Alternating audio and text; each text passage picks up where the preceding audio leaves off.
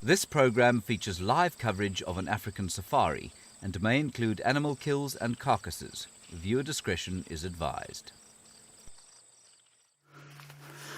Good afternoon, everyone, and welcome to this, your Sunset Safari on a, relatively sunny Saturday afternoon. My name is James Hendry, and you're watching Safari Live. Ready.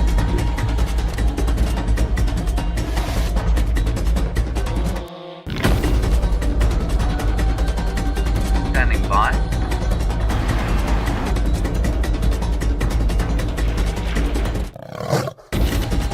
Five, four, three, two, one.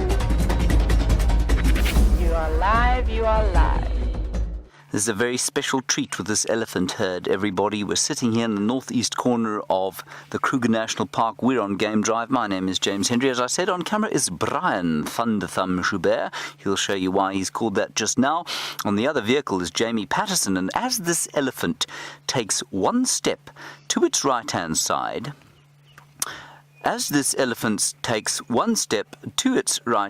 side, come on, go on, that's it. Yes, yes. Oh, don't stand there like that. Move. That's it. Oh, look behind the tree there. The Stefan Winterboer, the mystic boer, he's out on walk with Herbert Causa and indeed Eggsy. And they are going to be on walk today, which is a great treat. And I think it's rather special that we've got them and the elephants in view, and you can see the elephants paying them absolutely no mind at all. That is because Stefan Winterboer will have checked the wind very carefully to make sure that the elephants can see him. They're now waving, of course, because Kirsten has told them that they are on camera. And this is the best way to experience an elephant herd. They're far enough away for them to be in no danger. They've made sure that the wind is blowing in the right direction. They've got the cover of that tree so they can just step behind it if perhaps the elephants get a bit of a fright or see them or smell them. And it's just the most amazing feeling. It's kind of juxtaposed. There we are. Thank you, Brian. Juxtaposed with there's an element of fear, because you know that if the elephants were to take deep offense and chase you, you wouldn't be able to get away from them. But at the same time, you know that you've done everything to stay out of their way and that they're highly unlikely to become threatened enough in a situation like this where they would do that. So there's just that little edge to a sighting of an animal on foot, and it's the perfect way to experience the wilderness, I think. Anyway, you are live completely, so please do talk to us. #SafariLive, questions@wildearth.tv. It's a great pleasure to be with you and with Thunderthumb.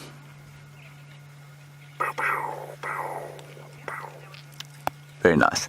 Now, apparently, we might be experiencing some rain a little bit later. Right, we're going to wait right here. You're going to go straight across quarantine clearings there and join Steph.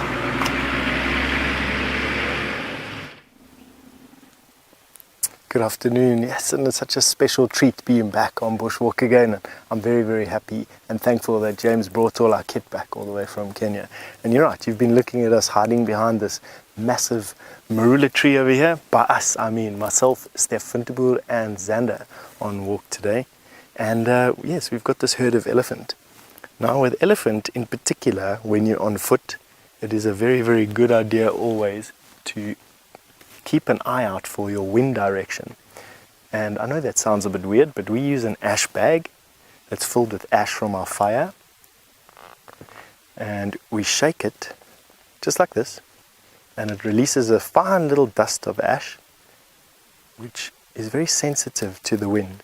You can see that it's busy gusting now, almost within reach of these particular elephant now. Actually going to suggest that we sort of move backwards a little bit to this termite mound here, give us some height. We're a little bit close to this female. Now, generally female elephant have their heads facing down, but what we don't want to do is let her see us. The movement that she sees us. Okay, she's seen us.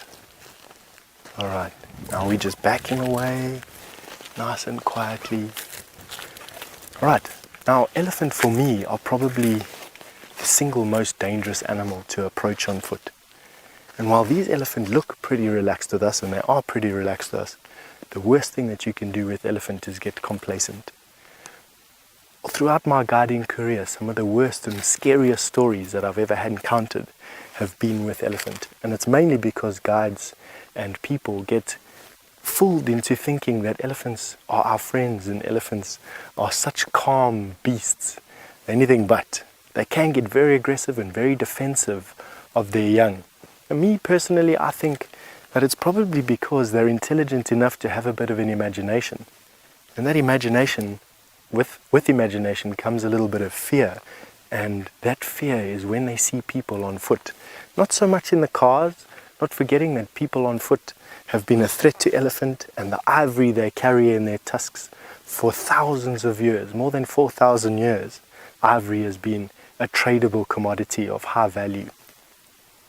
People in vehicles have only been driving around in these parts since about the 1920s, 1930s. And not really in this area has any hunting ever happened from people on vehicles. And so they associate that thing that sounds a little bit like a human, but also like, in our case, a Land Rover. They don't associate it with any danger.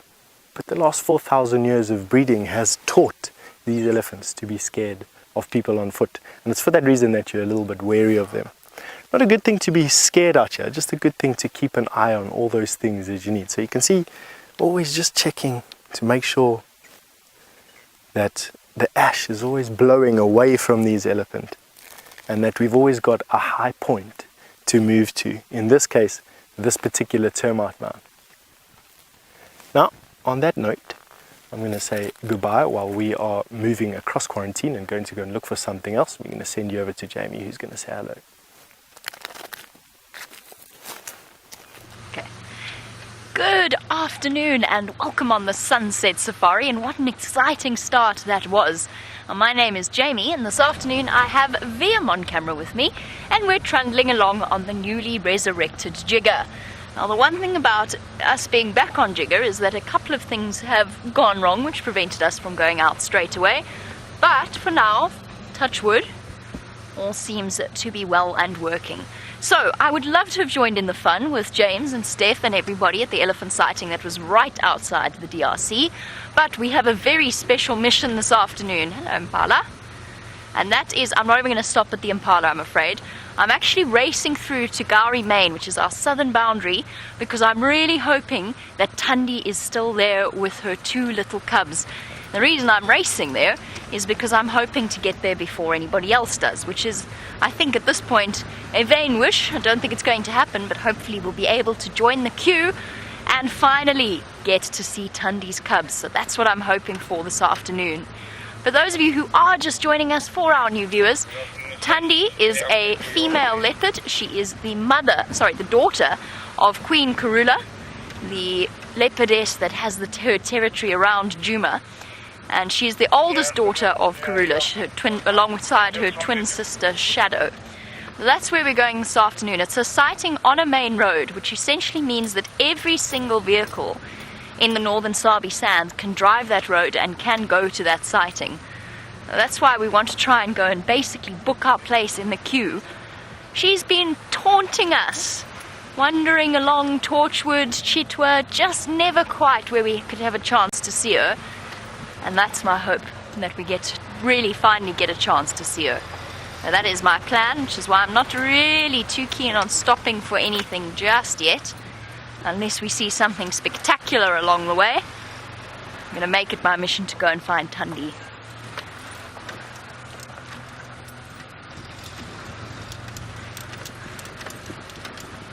It's really nice to be back on Jigger once again. So while we utilize Jigger's powers to rush off in that direction, let's jump back on board with James and his lovely elephant sighting. Everybody, we're having the most wonderful sighting here of this elephant herd. It's just coming around the side of us, but she's been feeding very confidingly with her youngster. She's not very happy with us, but it's because she's left the baby just to the left of us, and it's coming now round just a little bit nervously, but not very unhappily at all. So as long as we sit tight and we're not too noisy and don't make any threatening movements towards the little one, which is probably now about 2.5 years old, I don't think Mum will have a problem. I think she was just basically saying to us, you keep still there. Then Brian, quickly, if you go to this side, this youngster here, probably about 6 years old, is scratching behind his ear. He's got a very itchy ear, you can see, everyone. Poor little fellow.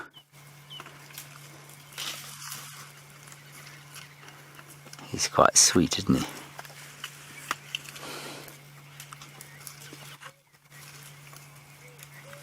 he? Hello, Cassidy. You're just 5 years old and you want to know why elephants roll in mud. Cassidy, have you ever rolled in mud? And if you haven't, you really should. And I'm sorry to your mum for telling you that you should roll in mud, but you really should. It just feels great on the skin, Cassidy. That's one of the reasons. The other reason is to keep cool. They like to keep cool by putting mud on their bodies, and also to get parasites off. Now, Cassidy, a parasite is a little thing, a little kind of a creature that lives on you and sucks your blood, and that's not very nice, of course, and the elephants don't like that, and so they put the mud on their bodies, and that helps them to get rid of those parasites. Good question. Thank you, Cassidy. Now, for everyone who's keeping a bird list, a first of the year perhaps, up there, sounding like a drunken hoopoe, going an African cuckoo. It's the first one I've seen this year. Well, this season. Isn't that nice? That's really quite special, everybody. He's come all the way from sub-Saharan Africa down here to spend the summer with us. He hasn't cleaned his beak. You see that, Brian? Very messy eater. Disgusting. And as we sit there and watch him, this is the best view of an African cuckoo you'll get. Well, I say that, you'll probably have a better one with Jamie in about 2 minutes. But it is a very good one. And as I say that, it is apparently 23 degrees Celsius here at the moment. I'm not sure that I believe that. I think it feels quite a lot hotter than that. Anyway, that's round about 70, I think, Fahrenheit. 73 maybe. I've forgotten exactly. Anyway, that is the African cuckoo, and it is a parasite, of course. It's very lazy, doesn't like to build its own nest. So I'm just going to quickly find out exactly what it parasitizes. I have to remind myself of this every year. Let me check on the phone. While we look over there, there are actually two elephants in that picture. One of them was just behind the tree. And it'll pop out now. Let me just quickly look it up. Cuckoo, African, and it is a parasite of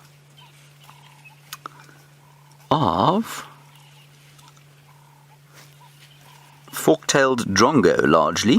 It's interesting. Well, there are plenty of those around. There we go. You see how Mum has got between the baby and us? It's a young cow, young Mum, probably, I would suggest her first baby. She's probably only about 15 or 16, so it's not necessarily an early cow, but at least an early birth. They can have them younger than that, but I think this one probably her first, given that she's not being trailed by another one. And already that maternal instinct very strong within her, trying to get the baby away from us, her between the danger and her little one. I'm always fascinated by the sophisticated anti-predator behaviors that elephants have, given that nothing out here eats them. Well, I mean, the lions and hyenas would if they could, and they might take a very small one if it happened to be abandoned. But, I mean, that happens so seldom out here. It happens a little bit in Botswana, but really so seldom out here.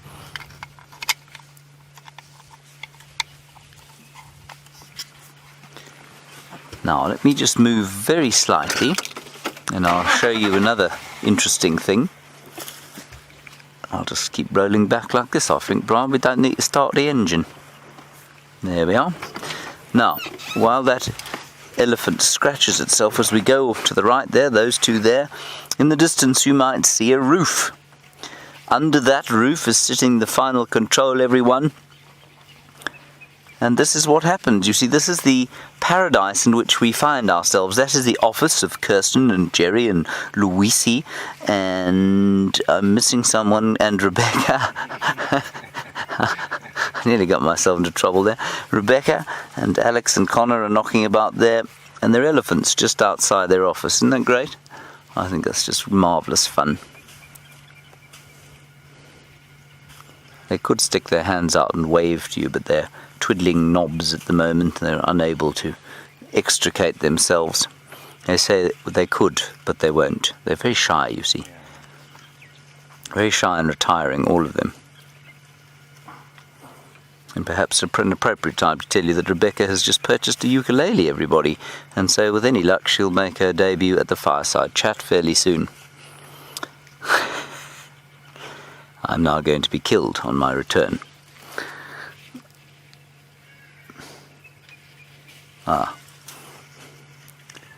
Let's go a little bit forward. I just want to look at that little one again. Ow.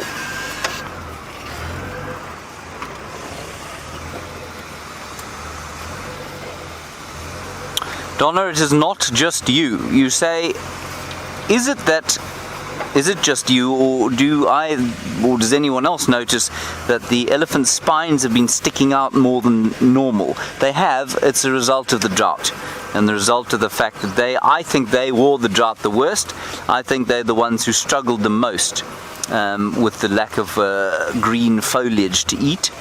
And I think that's why their spines are sticking out, and I think that in a few weeks' time, especially if we continue to get a bit of rain, I think you're going to find that they start to look much, much better indeed.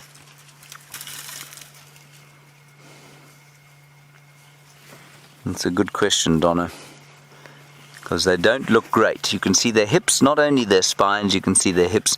And I wonder if they don't store a little bit of fat there on the loin region. They're just around the kidneys. I think that's where an elephant's kidneys are. It's all rather difficult. And then just in front of us here, Brian, another cow with a very wide head. And she is still, you see, what's interesting here, she's underneath a combretum bush, which is just flushed with its new leaves, and they'll be probably quite full of tannin, but she's rejecting that out of hand, and she's going for the grass. Elephants will eat grass almost universally if they're able to. She's trying to get the new shoots of probably a grass called Panicum maximum or guinea grass. That'll be underneath there. It likes to grow in the shade. That's quite interesting, actually. There seems to be so much green foliage on the trees now, but she's trying desperately to get at the grass. That's a really pretty shot. I think that the colours now are, well, they've changed completely, of course. I love the gold and copper and grey that we get during the sort of height of the dry season. But now you get the green and the grey. The branches are not quite covered yet in leaves, and so you've still got the grey bark against the grey elephants, and I think that's rather pretty. I might take a picture, Brian. Here's a full colour. No, too late. Look, it's gone. Ah, typical. And in the background I can hear... That, of course, is the thunder rolling in across the plains.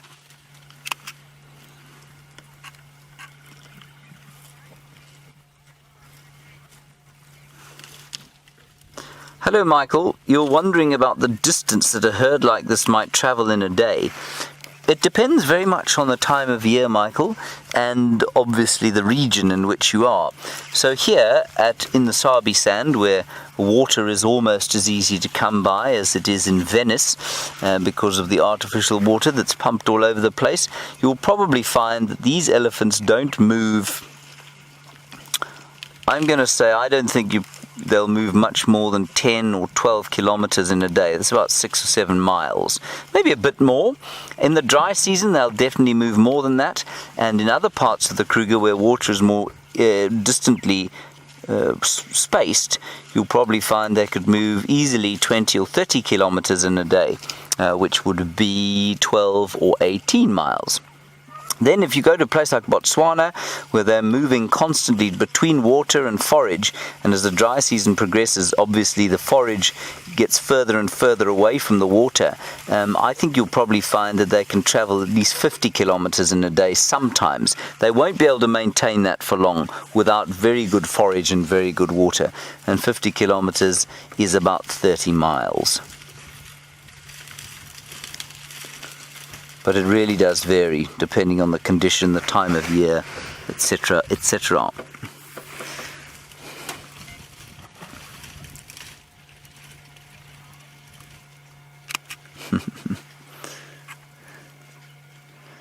Now, of course, for those of you who are watching the Kenya thing that we did when we went to Kenya, you will have noticed how the elephants there survive almost entirely on grass. Very seldom did I find any elephants in the woodland at all chewing on a branch like that little thing is there.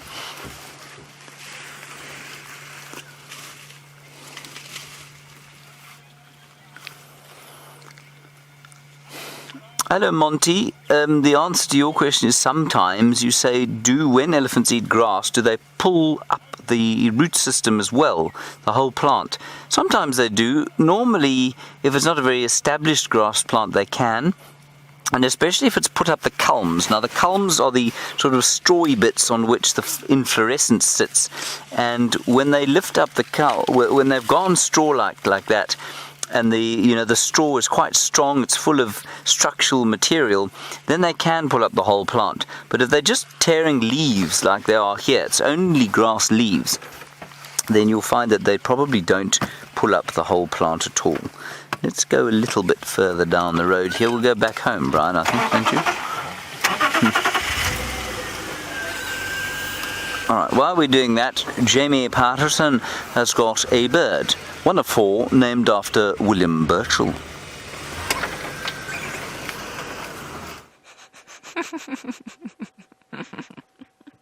We did have a bird named after William Burchell, and as it is live, as you know, sometimes things don't go according to plan, especially when your birds have wings and feathers and can fly away at any moment. Should we go try and catch up with our Burchell starling, who's now not doing anything interesting, as it was when we called you over from James. It was actually digging in the termite mounds for termites coming up, because on this cool, cloudy day, generally termites are mostly nocturnal, so they do most of their external work on their termite mounds during the evenings. But on a cold, cloudy day like today, they often work up way past their normal daytime bedtime, and the starling was taking full advantage of that protein boost. Yes, so you're very proud of yourself. Now you've put yourself into the sun and not doing what you were doing. Quite a cool silhouette, though. Now that, ladies and gentlemen, is the Burchell starling, as named after William Burchell. With a bill like that, they're not really massive insect eaters, though they're not like the shrikes. Although they can eat insects of different sizes, but generally not the larger ones. But something like a termite is an incredibly rich source of proteins. And as we start to move further and further into the rainy season, the protein boost that those termites are going to provide is going to be absolutely extraordinary. We'll see more and more the explosions of the winged reproductive termites fluttering out in thousands upon tens of thousands, and it feeds everything from starlings to eagles to all sorts of animals. I've even seen hyenas standing and licking up the winged termites before. That's definitely something for us to look forward to as summer approaches. Actually, summer's here, to be completely honest. Now, the exciting thing, of course, is with summer arriving, the Burchell starlings have been here the whole time, but some of our bird species are starting to return. The earliest was the Wahlberg's eagles, of course. But earlier today, I heard the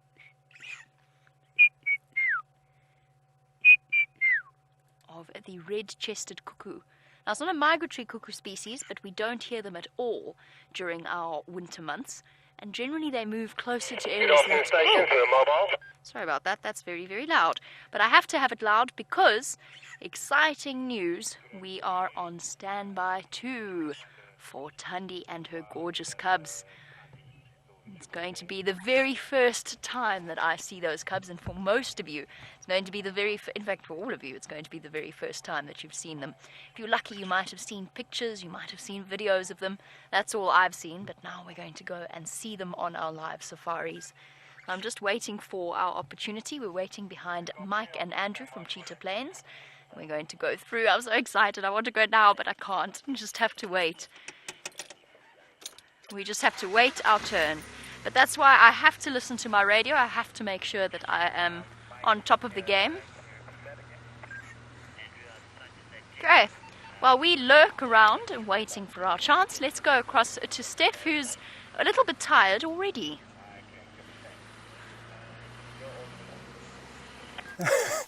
I'm not a little bit tired. Thank you very much, Jamie, but it is appreciated that sending yourself over to me, or sending you over to me at least anyway.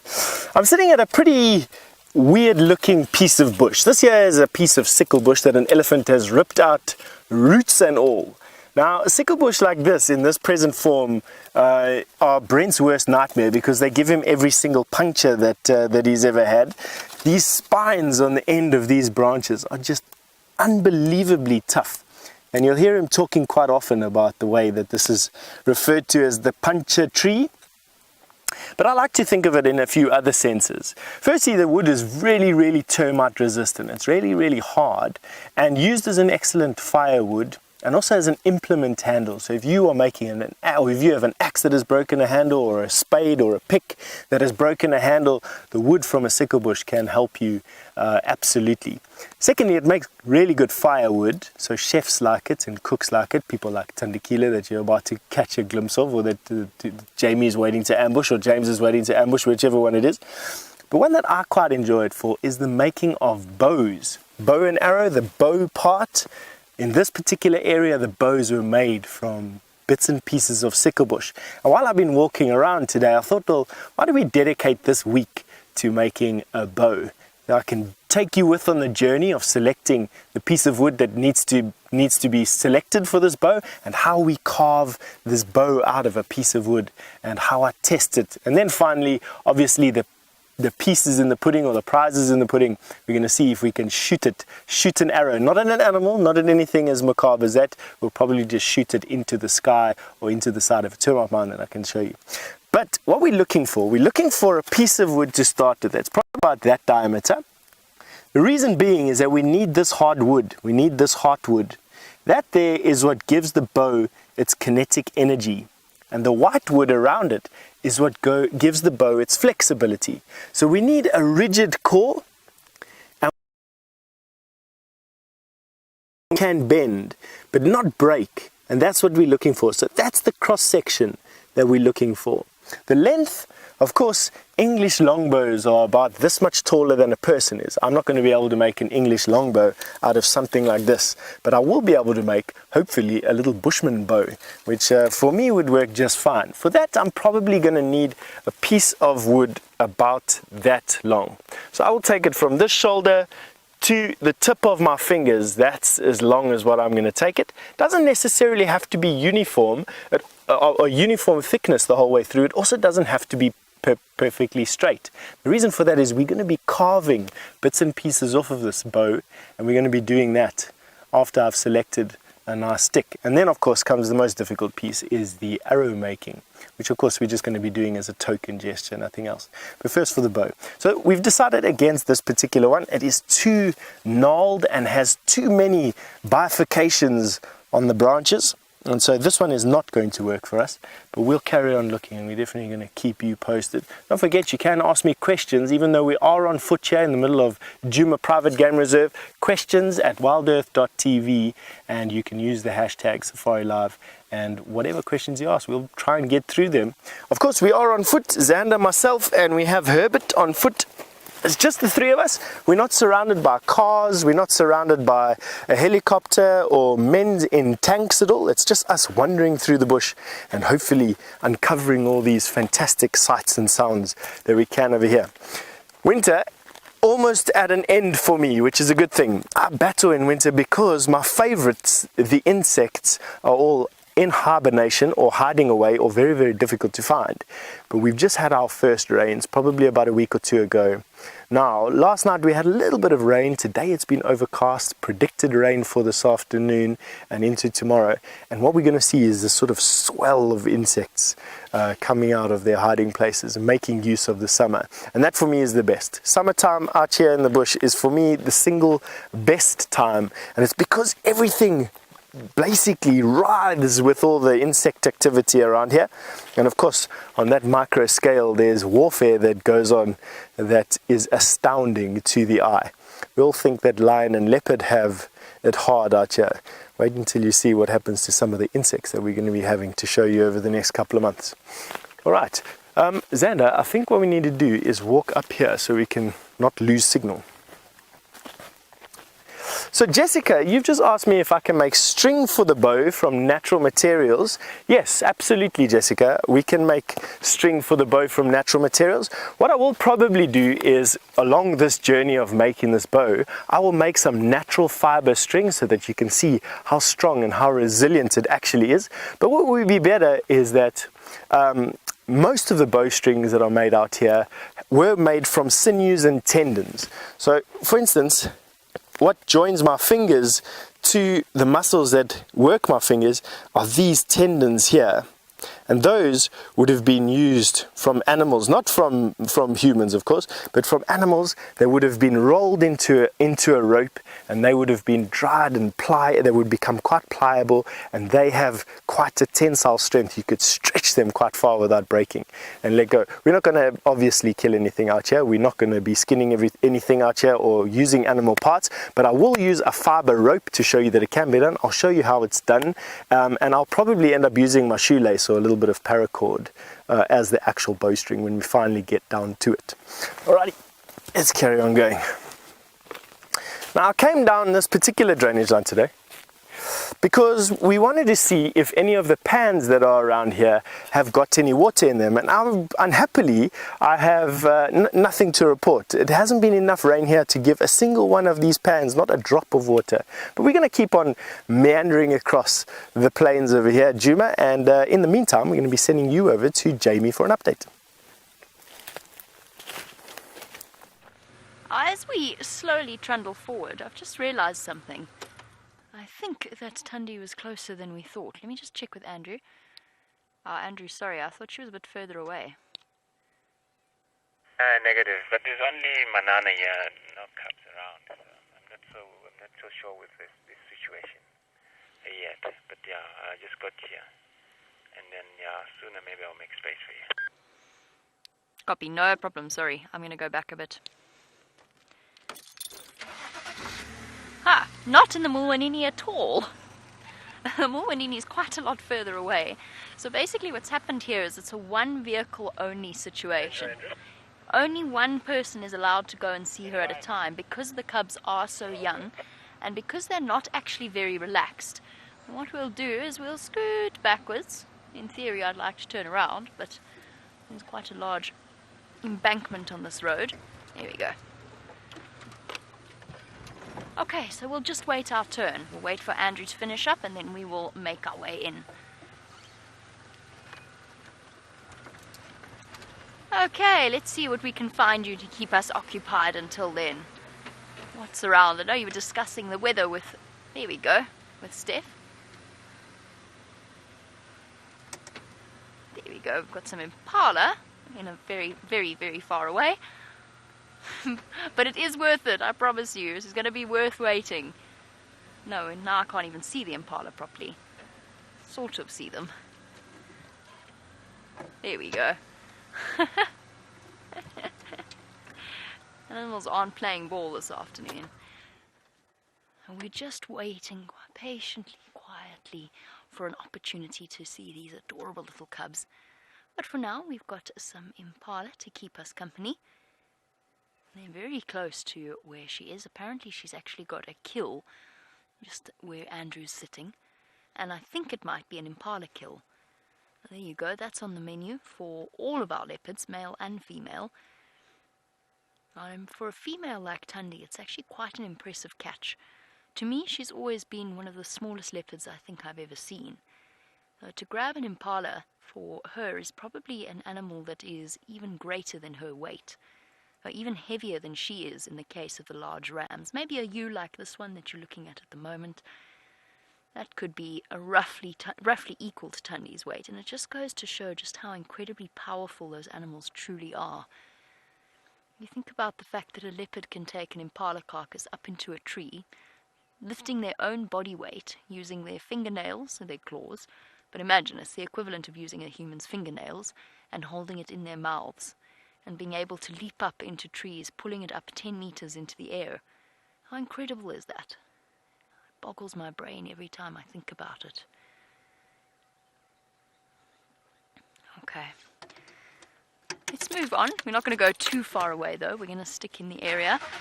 Our James Richard, apparently, while we wait for our chance to see Tundi, says that he cannot wait to see the little fluff balls, and that seen pictures, much like we have, he's seen pictures and videos, but it's not quite the same, is it? As having a chance to really spend time with them live. Our James, and all of our viewers, Mike said he didn't see the cubs, but they're there. We know that they're there. So it's just a matter of spending a little bit of time waiting. Hopefully we've got the time to be patient, and we can just sit and wait and keep our fingers crossed that they're going to come out. I really hope they do. Let's have a look at these vultures while we circling, waiting, lurking around Andrew.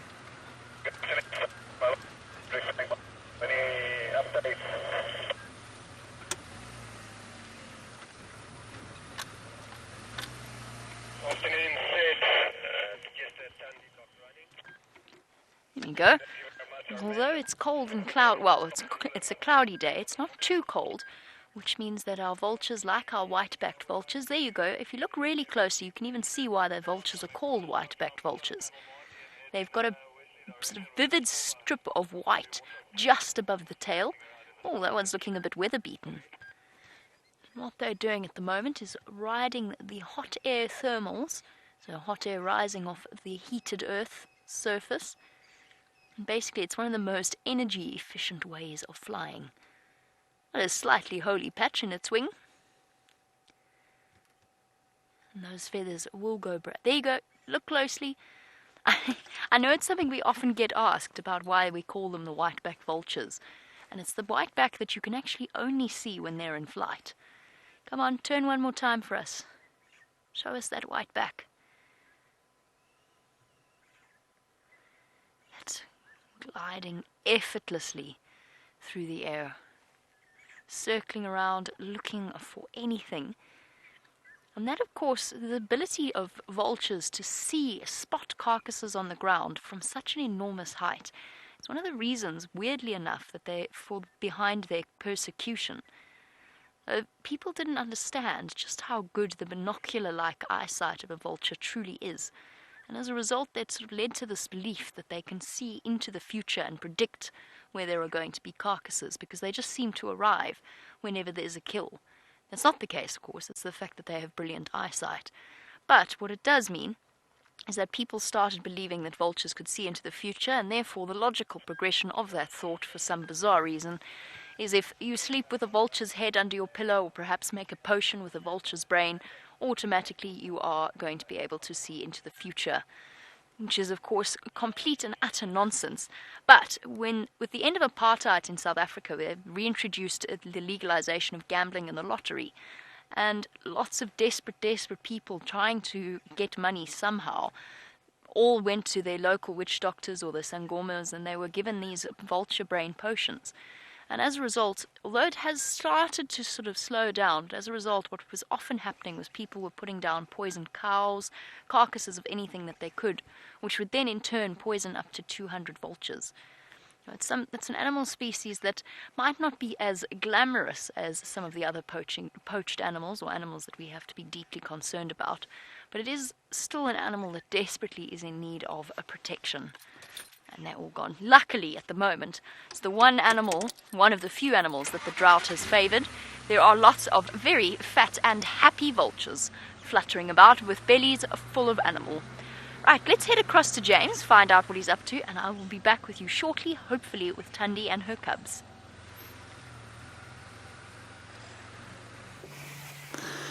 Well, what James is doing is worrying quite a lot at the moment, everybody. As Brian pans to the right-hand side, what you will see is the tent. And surrounding the tent, many elephants. One of which seems to be standing directly, that one, yes, over the box where the technology exists. So if I were Alex Voz, the dangerous Russian, I would be deeply, deeply afraid.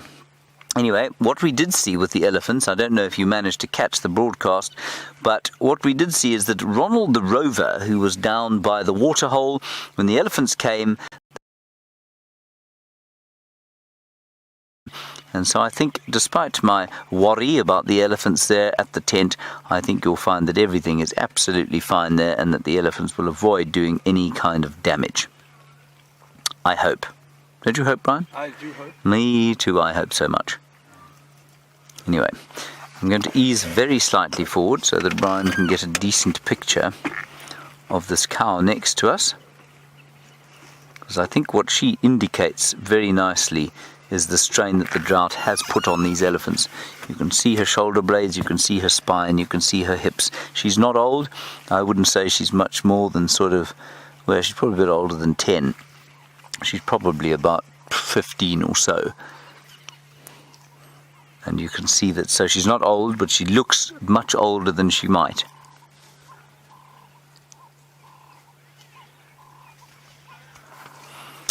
Hello, Julia. You're in Houston, Texas, and you want to know if I think that elephants eating grass predominantly live longer than those that have to eat bark and sticks.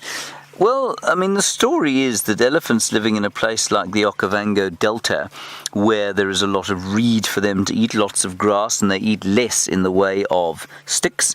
The story is that they live a little bit longer because what it does is that grass wears their teeth down more slowly than the grass, or at least than the sticks and bark that they eat here.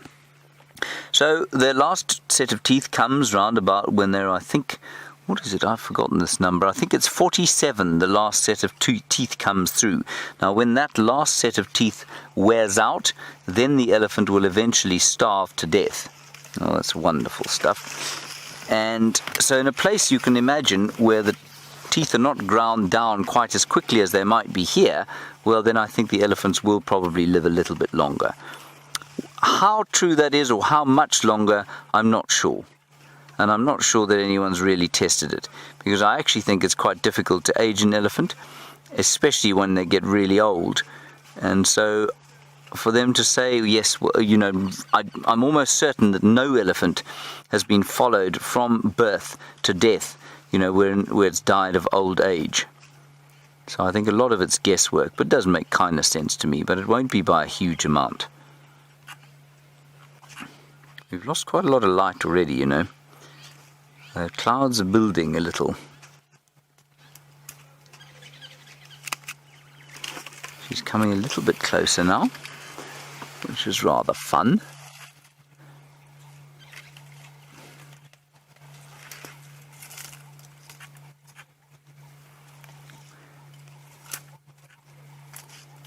Hello, Andy, you're in Kentucky, and you say, how much do elephants sleep? Andy?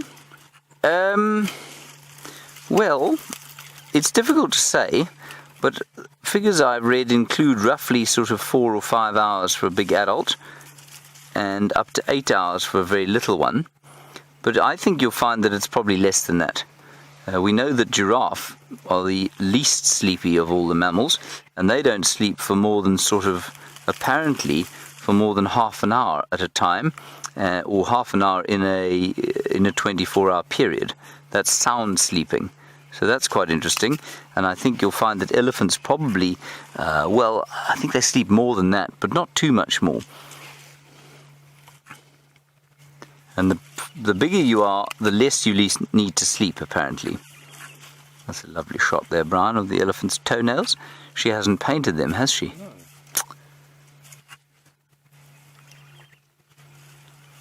No. And Marcia, you're wondering if they ever stand up or if they sometimes sit down and lie down. The bigger they are, the less likely they are to sit down and lie down. Well, what you do find is elephants of round about this size and smaller. Sometimes they sleep up against a termite mound, so they'll go to a termite mound and lean up against it and kind of go to sleep. They can sleep standing up. And what you also find is that the youngsters will lie down.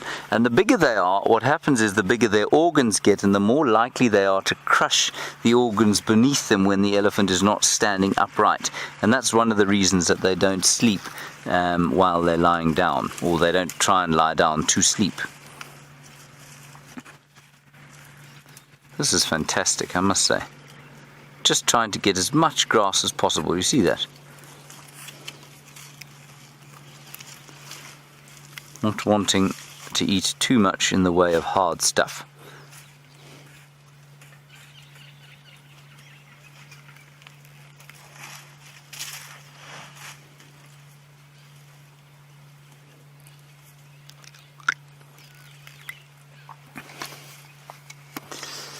Hello, Ravi in New York. Very nice question from you, and it does seem counterintuitive.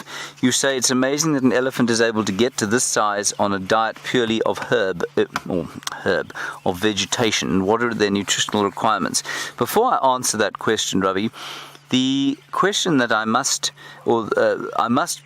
preface the question by saying to you, or preface the answer by saying to you, that the largest land mammals that ever lived, of course, the dinosaurs, they only ate vegetation, the biggest ones. Obviously, we had things like a T-Rex, which was probably more a scavenger than it was a predator.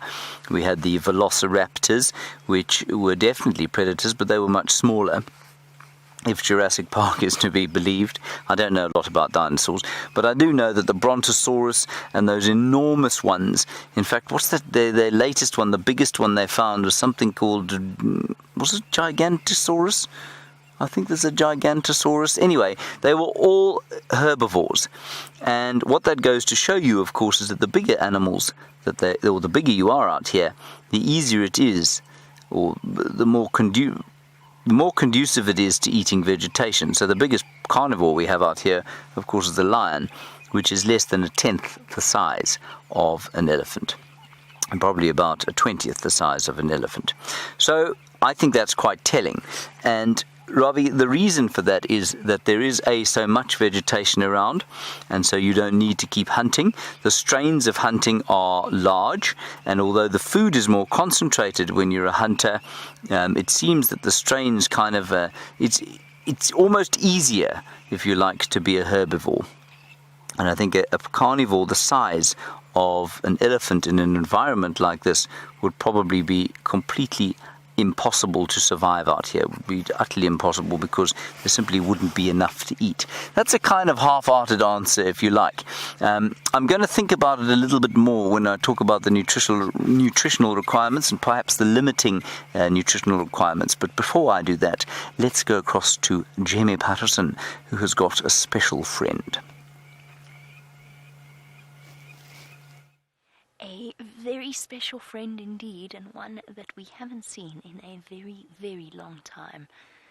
Here's our beautiful girl Tundi, twin sister of Shadow and oldest daughter of Karula, panting away with a massively full belly, and she's done unbelievably well for herself. I can see the impala kill, not too far away.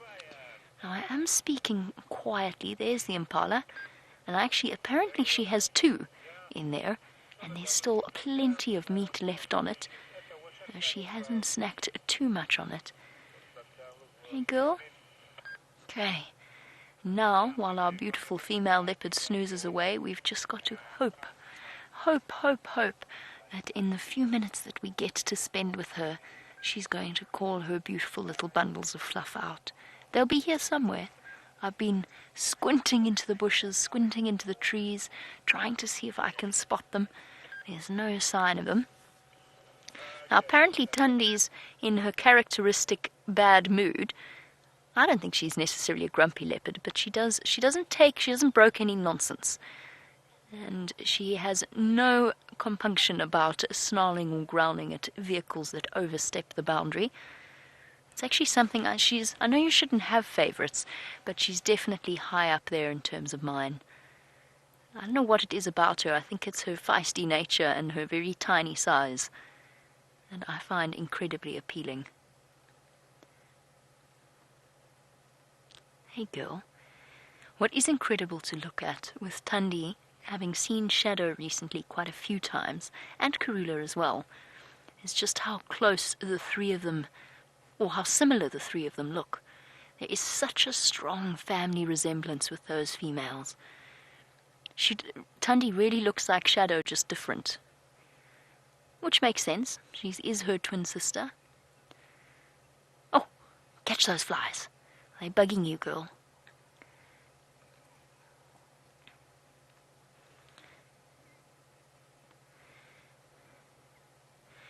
Marcia, we're watching Shadow and Shadow's little cub grow up, right up until the point that Shadow went back into estrus again, and she's been mating so frequently with Tingana that we've started to lose hope that her cub is still alive. And one of the explanations we put forward is that Shadow's body, the reason she's been unsuccessful as a mother and has only in her entire history raised one cub to adulthood, that of course being Sindile, we put forward a theory that that's the reason why she loses them, is there's some kind of biological problem that makes her go into estrus earlier than she should.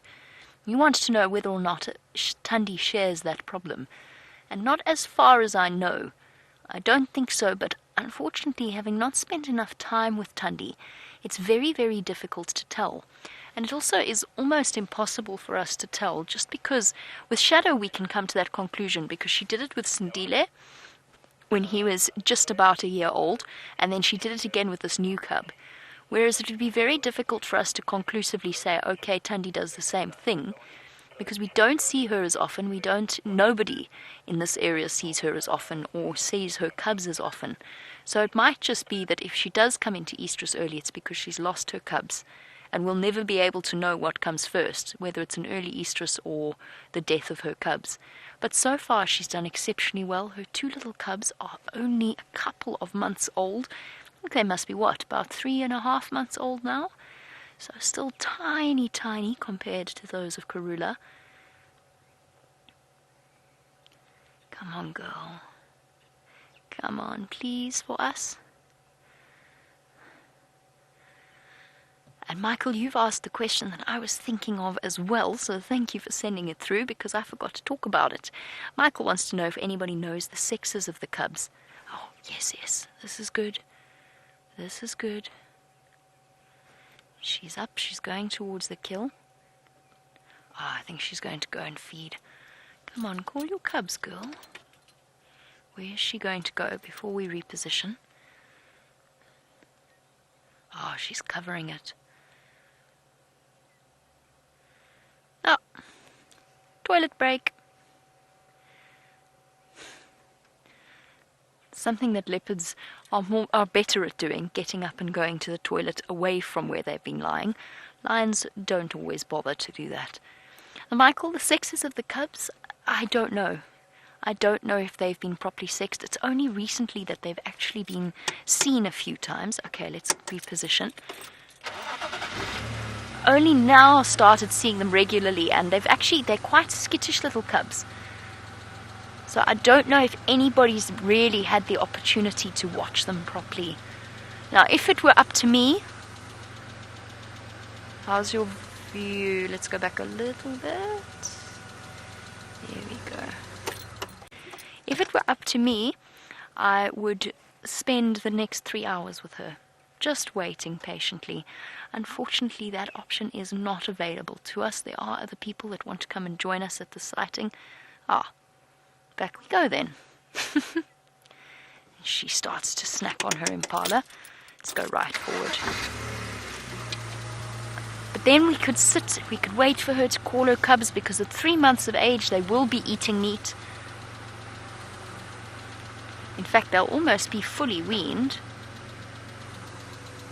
Forward a little. Ah, that didn't help, did it? I'm actually going to go right forward. There's a clear spot that I can see. Hi, big girl. It's okay. Okay. And we could spend time just waiting, just sitting quietly here, just like we did with Karula's cubs, waiting for them to come out.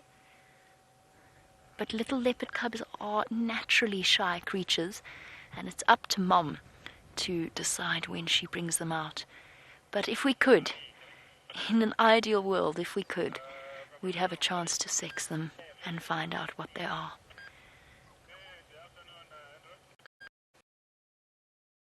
Tucking into her impala. Well done, girl. Keeping herself and her offspring well fed. And it looks like it might be a female impala, which in turn means that it may well have been pregnant, which is kind of like an extra side order, which sounds very graphic, but it does actually really supplement the leopard's diet at this time of year. When the pregnant ewes are caught and killed, the fetus also provides a very, very important nutrient for them. Yes, girl. All right. All right. It's just us. It's just us. And someone else.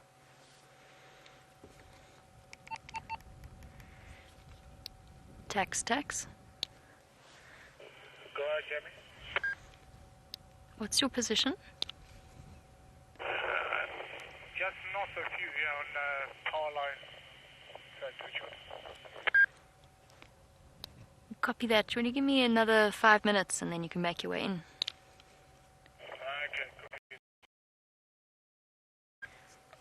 Sorry everybody, as I said, we've only got a limited period of time. There are lots and lots and lots of people waiting to join this sighting.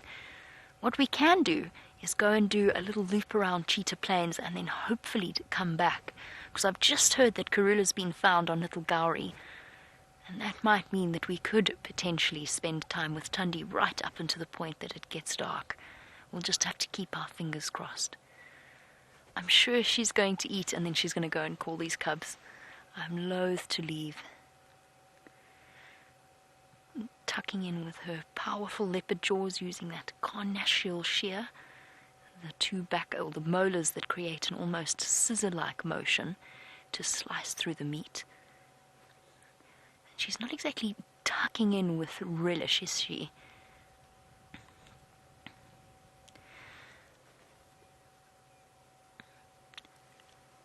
Now, as we were chatting a little bit about her cubs, I mentioned that they are eating meat already.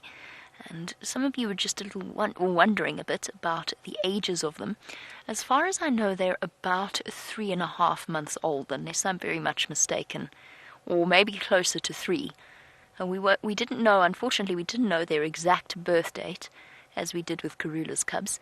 But we do know that she denned them underneath a room in the Chitwa Lodge, which is not too far away from where she is now. We're on Chitwa, though I'm sorry, we're not on Chitwa. We're on the boundary of Chitwa. She's on Chitwa, which is part of her core territory. Which is one of the reasons why we can't reposition, but I wouldn't reposition anyway. I want to give her as much space as possible. Just increases our chance of seeing those cubs. If she feels comfortable with where we are, she's far more likely to come and call them out.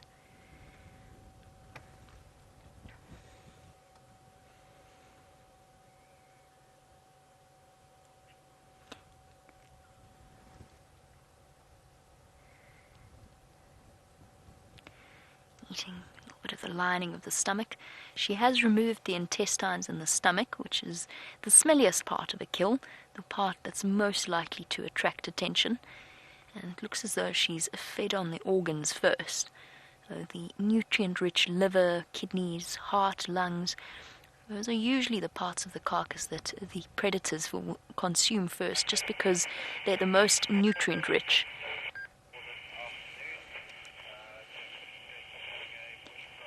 There's still plenty of meat though. I've been looking to see if there's a place that she can hoist it into, and there are a couple of trees. There you go, Ashley. You're thinking along exactly the same lines that I am. Tundi, as far as I know, is quite good at hoisting her kills, much like her mother, and unlike her sister Shadow. Yes, girl. It's all right. Oh, ouch. Thorn on foot. That was that little limp there. As you can see, she's chosen quite a thorny spot, which is intentional. She's put it there so that she isn't disturbed. But Ashley, yes, as far as I know, she is good at hoisting her kills. And there's a few likely trees around us.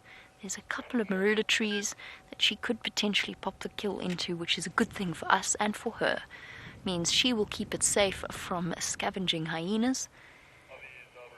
And we potentially have a chance to try once again. If we're not successful tonight, we try once again tomorrow morning on the sunrise safari.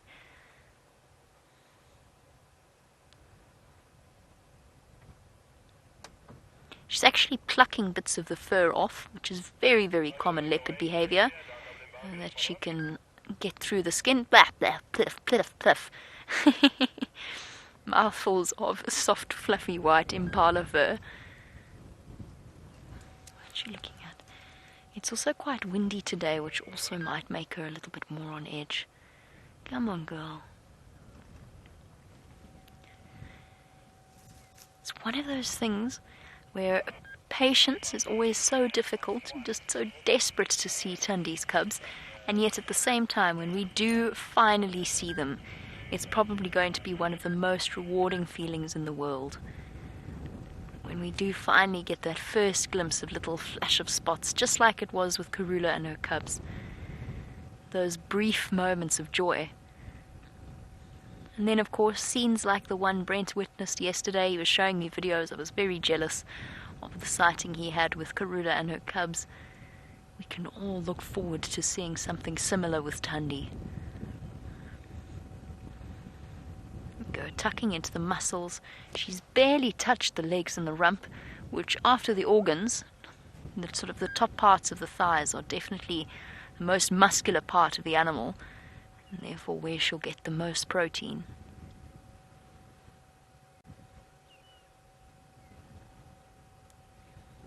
Flicking the odd fly away. She might not have hoisted it, but she's certainly found herself a really nice spot in terms of a protected place. In the dense thorns of an acacia tree that's drooped over her.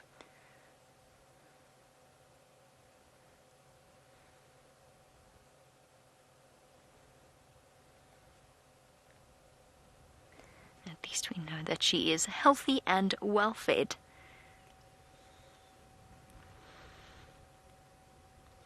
So while our huntress carries on with her hard-won meal, let's head across to Steph and find out how his bow making is going.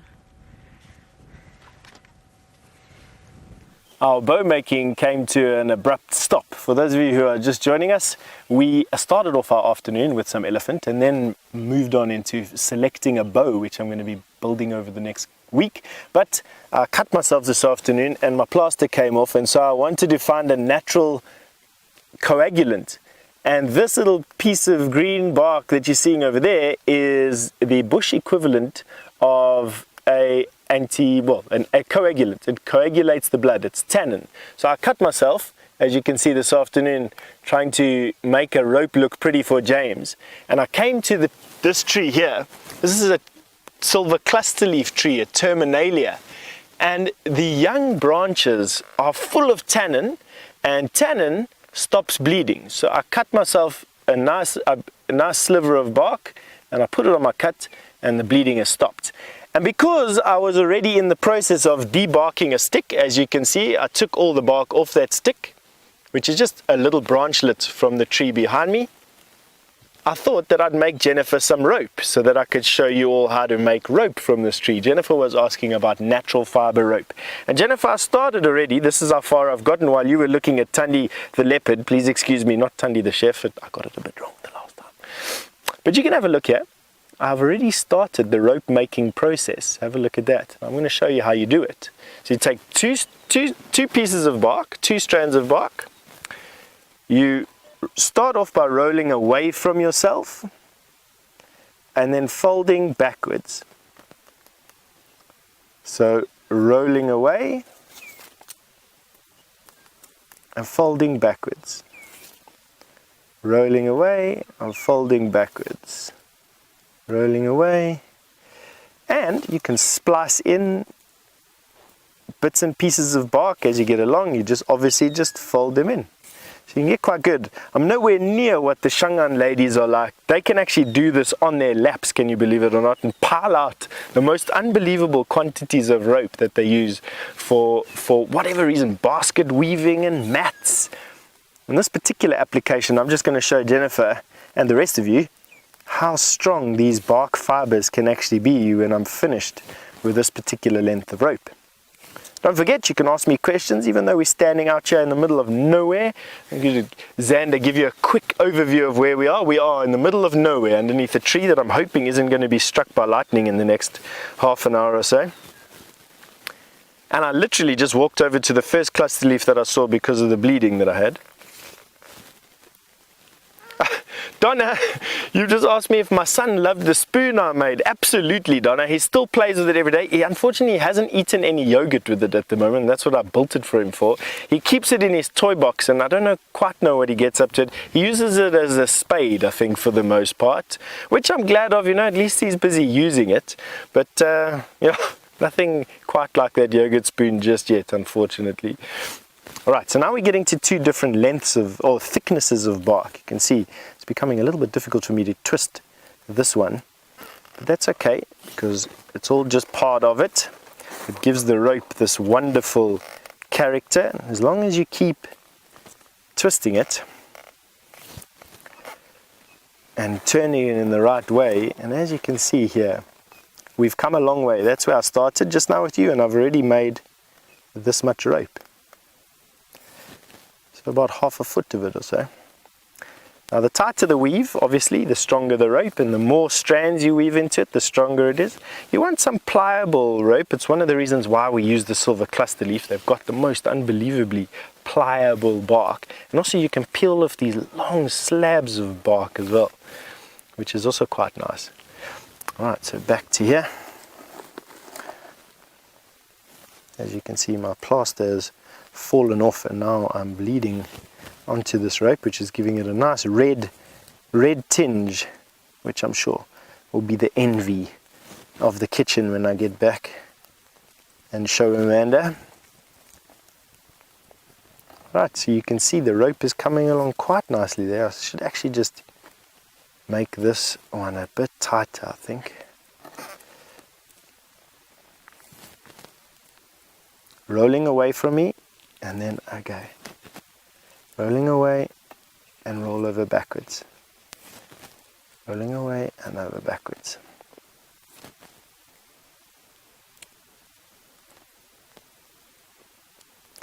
Alright, now while I finish this off, which I'm sure is going to take me another couple of minutes, I think we send you over to James for an update, and we'll catch up with you as soon as I'm finished here. Now everybody, what I want to try and show you is the ominousness of the clouds. We're going to go to my favorite viewpoint here on Jumar and show you the clouds coming in from the west and from the south. Now whether these clouds will prove to be like politicians of South Africa, in other words, not deliver what they've promised as they did last year, well, only time will tell. But I'm sure you can see that the light has dropped substantially since we've begun the show. It's suddenly not looking quite as ominous as it was, but it's definitely much darker than it should be. There, now if we look off to that side, you can see our very nice stick that we like to stop behind, and showing you this view. You see, it's not completely grey, and there doesn't seem to be much in the way of great rolling thunderclouds, but it's definitely got much darker. So I don't know what's going to happen. It may or may not rain. We came down this way to see if we could find Karula. Perhaps she'd come across the road, but she hasn't, I'm afraid. Anyway, so we're going to look up here, and I'd also quite like any of you who remember where you last saw Tingana to tell me where you saw him. Our plan from here is going to be to go all the way up to the top towards the Balanites tree and down the Triple M break, and maybe we'll pick up Shadow and Tingana. We'll no doubt pick up something else interesting on the way there. I'm a little disconcerted that Steph has been bleeding live in front of you. It wouldn't do to have him injure himself too severely in front of the camera. I suppose he did manage to injure himself in, well, basically at the lunch table earlier today. I'm sure he told you how he got his injury. One hates to say one was amused by it, but it was quite funny. There's a really nice view out to the west, and we'll show you the koppies, or small hills. Look at that. Isn't that lovely? Oh, it's beautiful.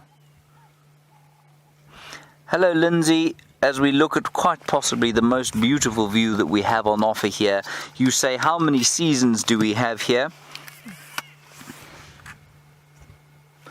How many seasons do we have here, Lindsay? We have, well, you say in California you've got 4, cold winter, hot summer. We have the same here, Lindsay, except our spring and our autumn, or what you might call fall, are very, very short. So we don't really have so much of a spring. We've definitely got a very long summer, which basically goes from now until February. It's officially still spring until the 1st of December, but it's not really doesn't. It gets very hot from about now until the end of February, and then we have a brief autumn or fall between March and April, and then we're into winter, which is extremely short as well. May, June, July. Well, June, July, August, I suppose you would say is winter, but August is pretty warm. Really 2 months of winter. In theory, though, it's the same as it is where you are, and indeed anywhere in the world, unless you're very close to the equator. I'm going to show you one more thing there. There's a lovely shot of the storm actually raging over the Drakensberg Mountains there. So the closer you get to the Drakensberg Mountains, everybody, the more it rains in this part of the world, and the further away you get, the less it rains. I took a picture, Brian, of the view. It's very lovely, very pretty. I shall post it. I will get 2 likes.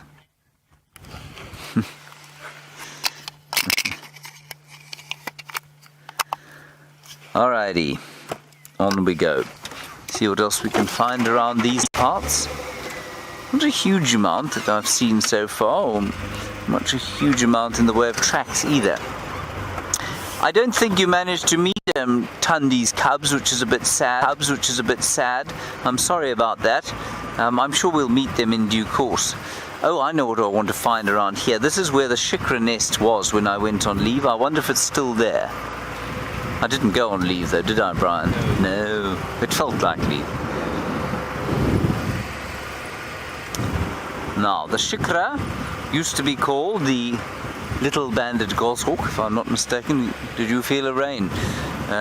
Brian felt a drop of rain, everybody. Panic stations.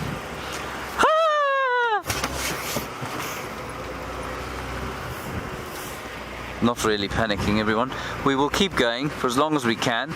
Just quickly look into the hole there, Brian. That's Pinchy Winer's home. Pinchy Winer, a freshwater crab. He's gone, isn't he, Brian?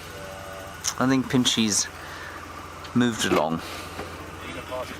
Greener pastures. Anyway, he will quite like the rain when it falls. If he comes back there, we'll only know that for sure when the rain comes, because then he will dig it out again.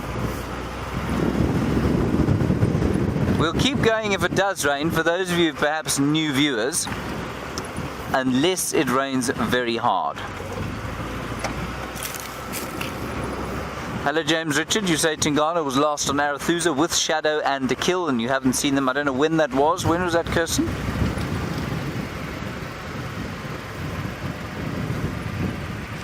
We don't know yet. Okay, but you haven't seen him since then, so I'm not sure how long ago that was. Ooh, I felt a drop on my top lip there, Brian. But it would be good to see him. And no. If this is what I think it is, can you see what I'm looking at?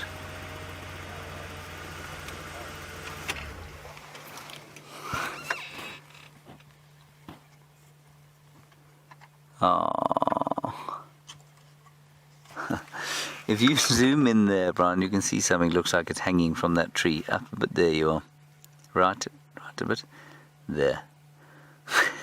Doesn't look like much at the zoom. But just driving past, I thought maybe that was the limb of a leopard. I've probably driven past that tree 786 times. Anyway, so it goes. I can't even look at the camera, I'm so ashamed.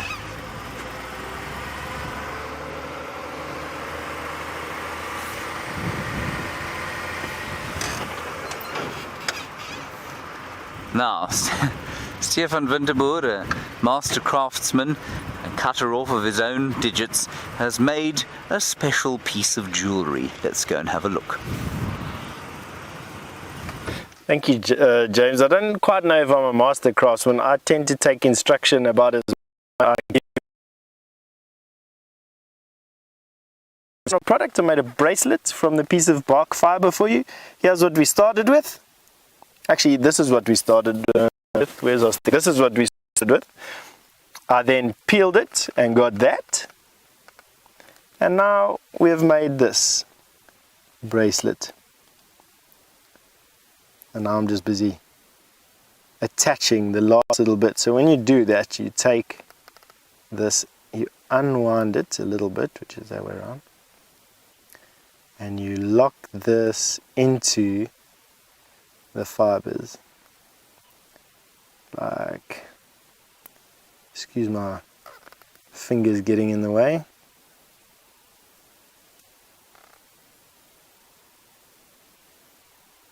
And then you just finish it off by tightening up everything again.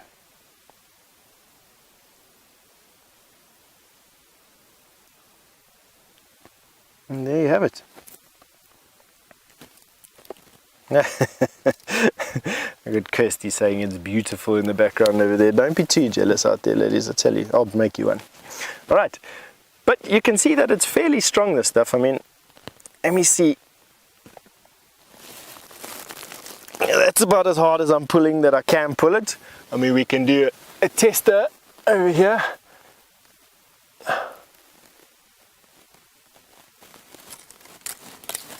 So there, let's go to a bigger branch and show you. It's going to be a bit jerky standing up. I promised Xander I wasn't going to do it. And then I end up ambushing him. Sorry, Xander. So let's do this.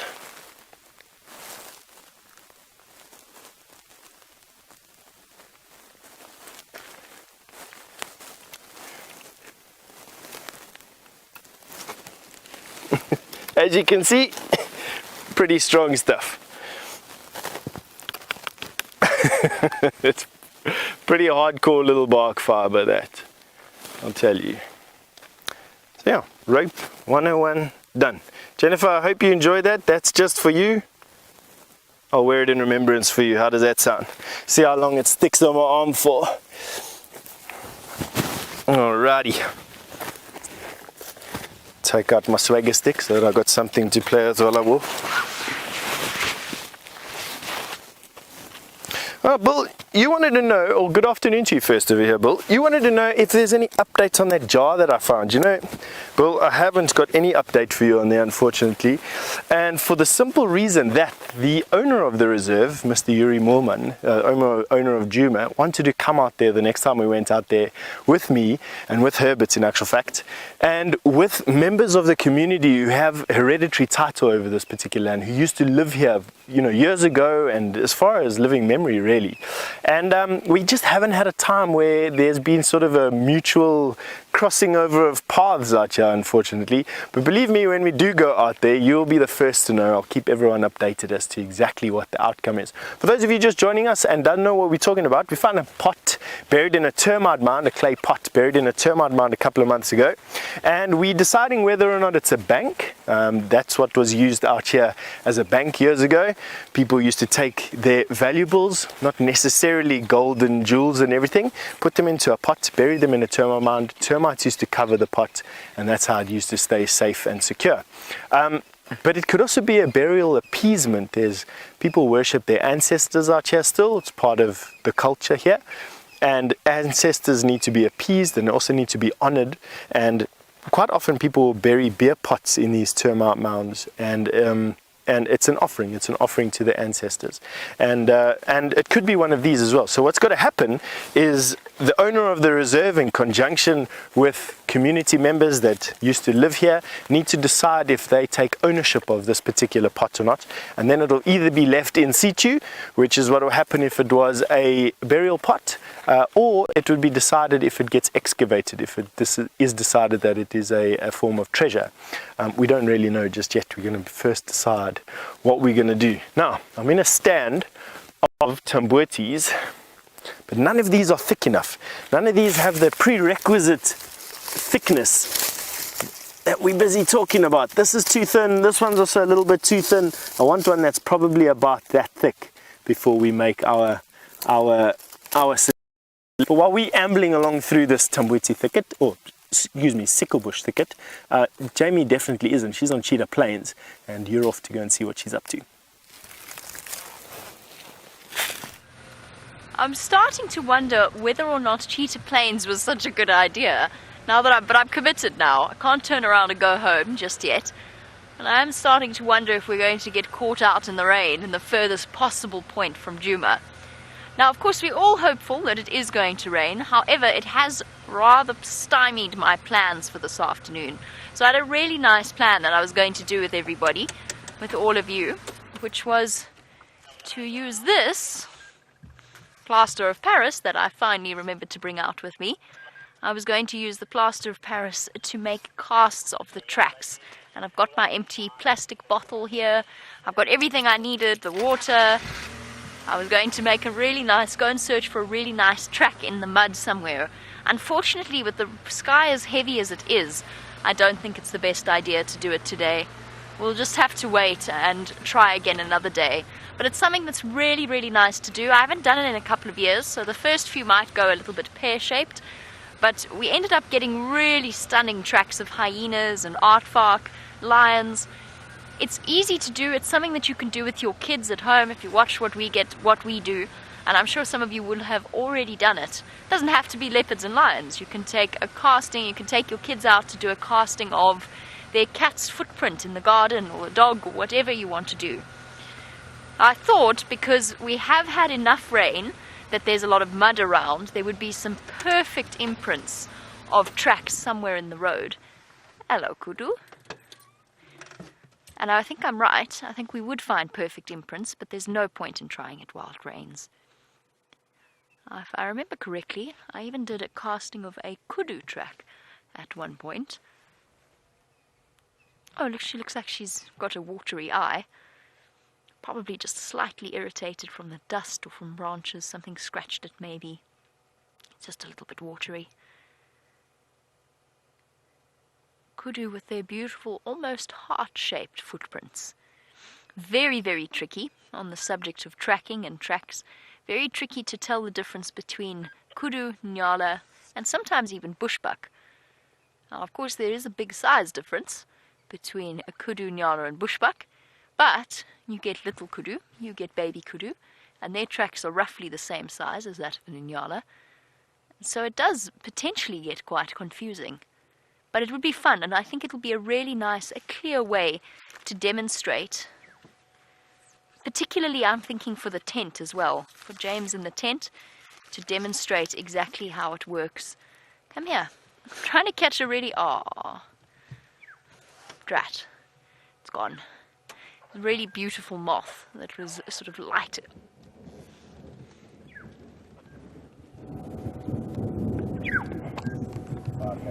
I think we should go home now. I'm going to start heading back towards Djuma. It was a nice idea, and I promise you it was sunny when I left.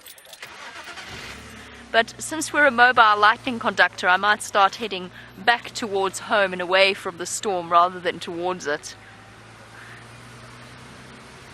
Yep, I think it might be time to start heading for home and we find a place to turn around. Sorry everyone, we'll have to save Cheetah Plains for another day. For now, it's time to start moving a little bit closer to shelter. Can't believe it. It was sunny when I left. get out of here. But this is good news, of course. It's good news for all of the animals out here, the fact that rain is on its way. Hopefully it's not just going to be another, what I like to call a political thunderstorm, which is when it's lots of noise and thunder and lightning, but no actual rain. Hopefully we don't get one of those. Sorry, Kudu. You are beautiful, but I need to start moving closer to home. She's pregnant, I think. Oh, she's so nice and close. How beautiful. Nope, there she goes. Right, we're going to race towards that clear patch of sky that I can see. Let's head across to James, who has got a really lovely view of it.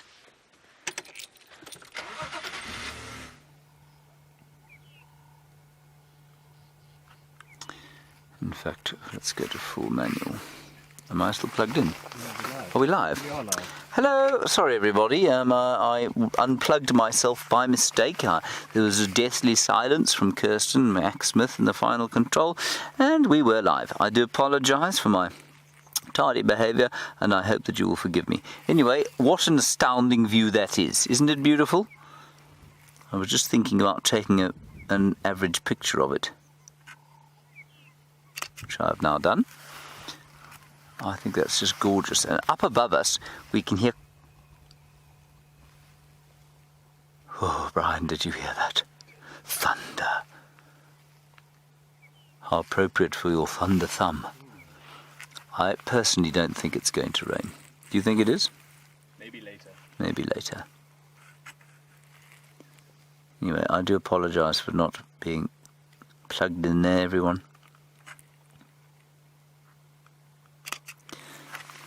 Now, our plan from here is going to be to head back south again, down the Triple M break, which is over there.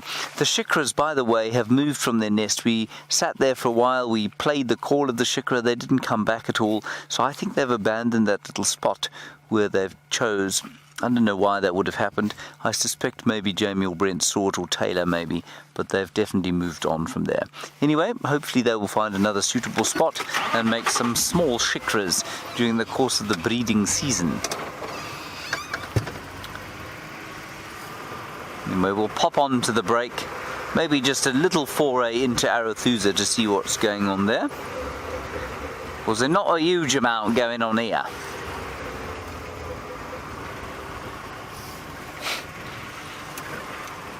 Hello Sarah, all the way from Georgia. You're wondering about the Wahlbergs and how they're doing. I haven't seen them since I've been back, but as far as I'm aware they're fine.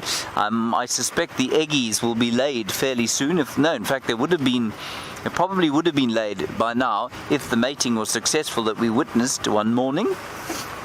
And then very soon, well I think it's about 28 days of incubation, there will be a little Wahlberg's chick in that nest, and I think not too long after that, probably also another 28 days or so, the bird will fledge. If you can believe it, I'll check those numbers for you, but I think they're doing all right. And they're not the only ones that breed here. There's the Mr. and Mrs. Wahlberg, the pale form. The two of them together down on Wahlberg's Eagle's Nest, quite close to camp. Then there's a pale form and a chocolate morph, and they are together somewhere down near Twin Dams. They live there.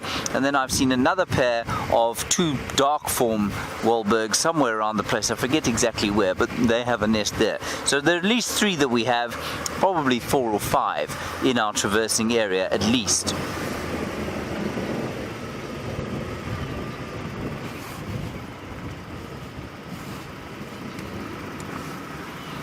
Brian, show everyone your thumb again.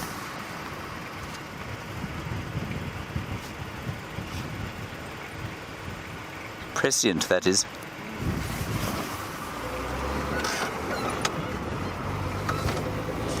I do hope it doesn't dump on us too much. We will get the rain cover out, I suspect, fairly shortly. The rain cover, of course, like all pieces of canvas, like any tent you've ever bought, was designed by somebody with a very bad sense of humour. This we know, of course, because like any tent, the first time you take it out of its bag is the last time you will ever see it in its bag in the manner in which it was supposed to go in. I don't know if any of you who are campers have had that trouble before, but to me it is quite astounding how a tent or any piece of canvas is designed, put in a bag, and will never go in the bag again without a massive struggle and a lot of bad language. Certainly that is the case with the rain covers that we have, and indeed the case with the big tent. Now we're going to go towards the Red Dam and see what we can see there. I'm just going to change the channel in case there's a great flurry of activity going on here. No, nothing. Deathly quiet, just checking that I'm still plugged in, because I wasn't before.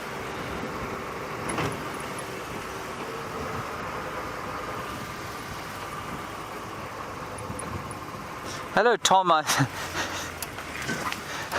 Initially I heard Tom and Jerry, but it's not Tom and Jerry, it's Tom and Ginny, I think. Hello, Tom and Ginny. You're wondering if... Sorry. Tom and Jenny, you're wondering if any of the wild animals here wander into cities. They don't wander into cities for a couple of reasons. The first reason is that there's a very large fence on the western boundaries of the Kruger that the animals really struggle to get through. So the animals can't really get through that. When they do break it down, and sometimes the elephants do, then they wander into rural villages. And that leads to the second reason is that, and that is that there are no actual cities on the borders of the park or anywhere really close to it. There are a lot of rural villages. And the animals do, especially up in the north, where there's less activity, there's possibly less patrol, less fastidious management of the fences, because there's just less population in that area. You find that the animals do break out sometimes, and they go into the villages, and elephants will raid crop fields, baboons certainly often. Sometimes leopards and lions will take livestock, and that can be a bit of a problem. But otherwise, no, it doesn't happen a huge amount here. But, of course, up in East Africa, from whence I have just come, there are no fences at all. And indeed, the Maasai tribal lands border on the Mara, and there's a severe overlap. Ooh, look at that. There's an elephant eating a weeping boerbean tree. So in a place like that, where there are no fences at all, and the animals sort of wander into tribal lands, and likewise the herdsmen sometimes lead their cattle and goats into the reserve lands, well, then you do have this meeting of wildlife and domestic stock and people. But in Botswana, in a place like Kasane, which is basically a town built entirely, I think, around a sort of for the purpose of safari and for the purpose of tourism, yes, you'll find elephants wandering down the main road. Victoria Falls in Zimbabwe, exactly the same situation. When I've been there twice, and in fact 3 times, and the first time I went, there were great big pieces of elephant dung all the way down the main road in town. And I saw a few elephants in town while I was there. It was really quite special to have. So you've got to be a bit careful, which is great if you're an adult, not so good if you're an adult with kids, of course, because it can become a little dangerous then. This elephant is right next to the Red Dam drainage. This is the Red Dam drainage. But what it's doing is eating knobthorn, which is normally a winter forage. Oh, don't push that over. It's a very nice tree, really. No, that's not necessary. Stop it.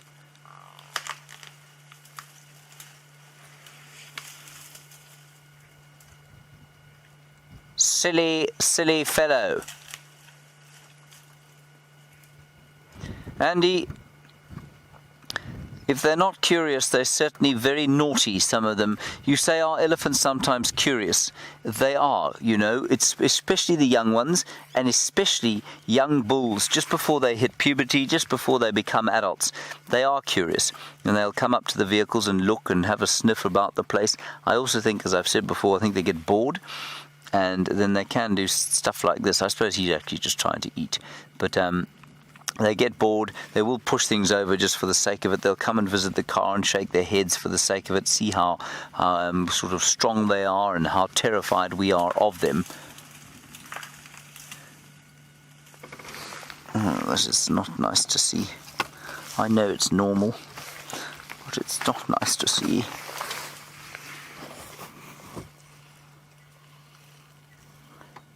Trying to see if he's breaking the main trunk.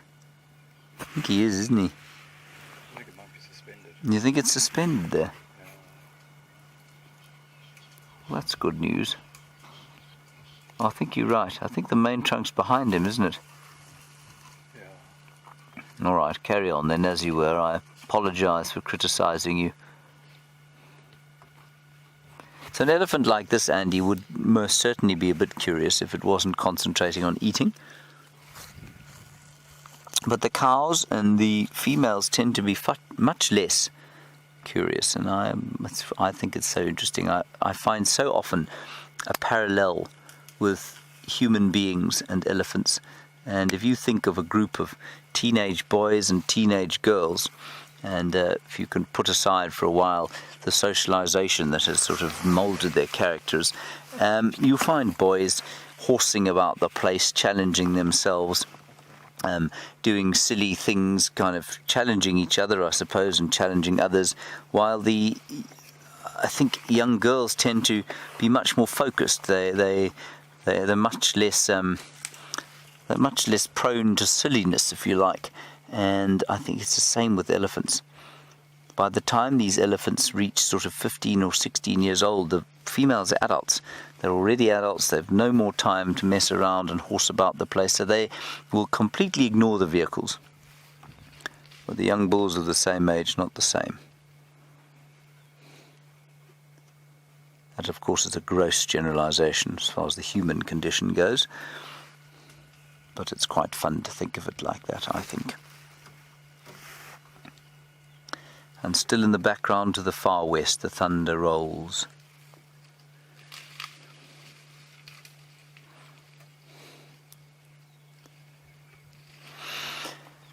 Oh, it's a gorgeous afternoon.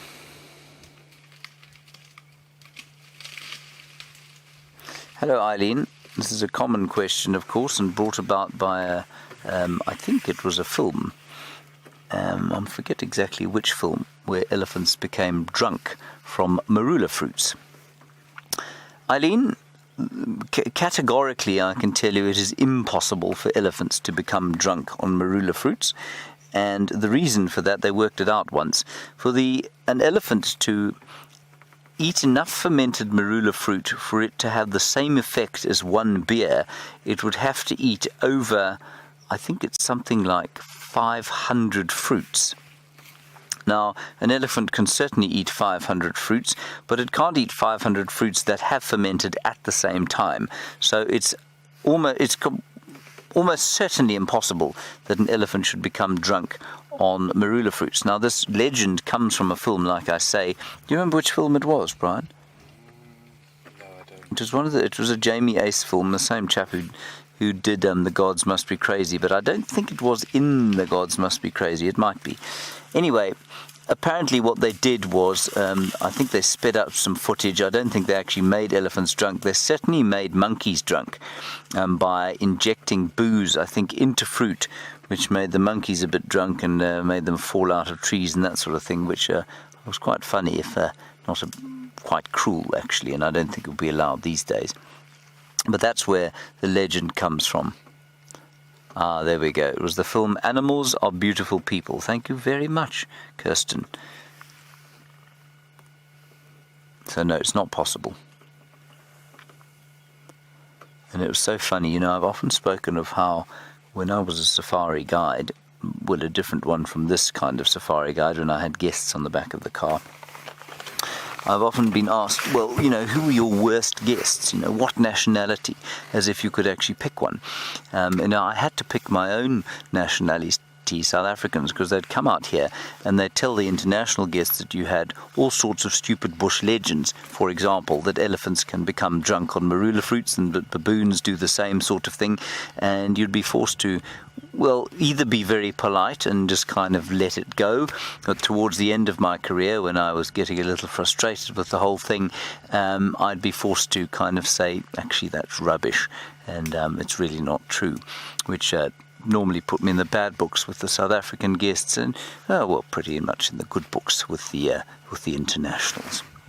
And they weren't all like the South Africans, but some of them certainly used to come through and say things like, "Well, you know what? These elephants, when they are eating marulas, they are getting drunk."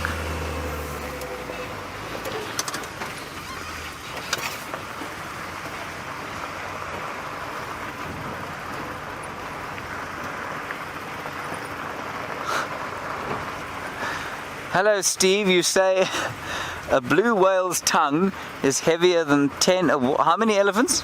30 elephants. 10 elephants. Right, now that would make a blue whale's tongue then, let's say an elephant bull, 6 tons, would be 60 tons. As far as I'm aware, a blue whale...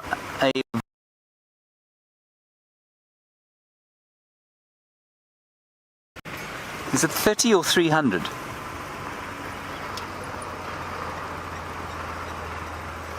I can't remember if a blue whale's 30 or 300 tons. That's ridiculous. I think a blue whale 100 tons. I think it's 300 tons. So it would therefore have a tongue that weighed roughly what would that be, Brian? How many times? 305 times, a fifth of its mass. I can't believe that a blue whale's tongue is a fifth of its mass, but I don't suppose it's completely impossible. My tongue isn't a fifth of my mass, is yours? No. Not? No. There's a hippopotamus, everybody. Not related to the blue whale. Well, no more than you or I are. Maybe a little bit more, in fact.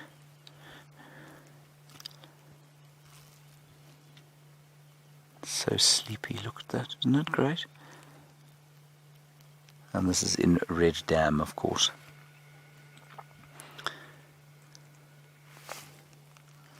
Now, Red Dam has received a much needed input of freshish water from the rain that we've had, I think, as have many of the dams. You know what might be quite interesting also is to go and have a look at Arathusa Dam and see if there's any water in there. Now, one of the languages out here in South Africa is the language of Afrikaans, and when I was at school we had to learn Afrikaans, and one of the books we did was it was an epic poem called Raka die Aapmens, which means Raka the ape man. And Raka die Aapmens used to live in a pond like this called the Vuil en Skuimende Bad. And I've always thought it's a really nice way to describe a pond or piece of water that is slimy and full of muck. And that is what this is, a Vuil en Skuimende Bad. Don't you think, Brian? Very much so. Yes. He's got a shiner. He doesn't really, everybody. That's just what his eye looks like. Isn't that cool? That is great. The nostrils there. Well, we're talking about whales, and the reason I'm a little bit... I did used to know this, and I've now forgotten it, with the advancing age. Whales did not... whales came... The ancestors of whales were on the land. So when mammals evolved, they evolved from the reptiles on the land. And then some of them went back into the water and became the dolphins and porpoises and whales. Dolphins, porpoises and whales, I knew that's what I meant, into the water. And I think around about the same evolutionary time, I think the ancestors of the hippos did the same sort of thing. So the whales and dolphins and porpoises did not, in fact, evolve in the water.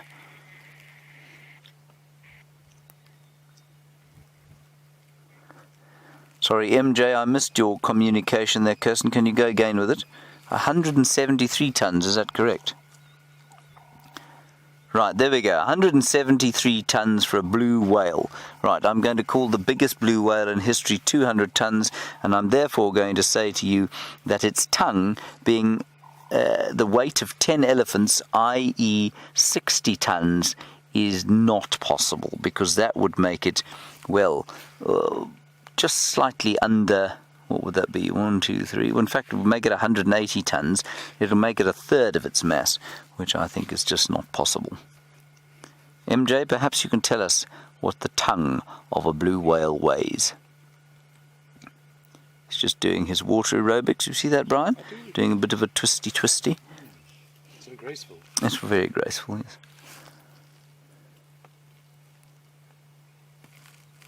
Right, let us move on from this hippopotamus.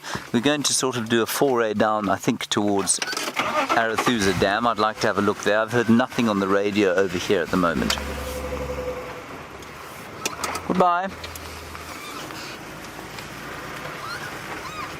On we go.